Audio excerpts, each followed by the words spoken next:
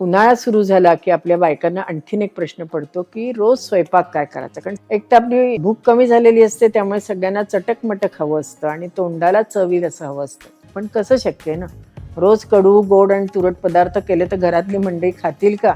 रोज हॉटेलचा मार्ग धरते. कोथिंबीर थंड असते, त्यामुळे कोथिंबिरीची चटणी, कोथिंबिरीची भाजी, कोथिंबिरीच्या वड्या, मुटकुळे, तळले नाही तरी उकडून कोथिंबिरीच्या वड्या केल्या तरी सुद्धा चालू शकतात. आणि मुख्य चटण्यांचे किती प्रकार आहेत. पुदिना आणि कोथिंबीर घालून केलेली चटणी आहे, पुदिना, कोथिंबीर, कैरी घालून केलेली चटणी आहे, कैरीचं लोणचं सुद्धा चालू शकतं. तुरीच्या डाळीची आमटी आपण बहुतेक वेळा करतो. अशा वेळेला सालीच्या मुगाच्या डाळीची जर आमटी केली आणि डाल फ्राय केली तर काय हरकत आहे.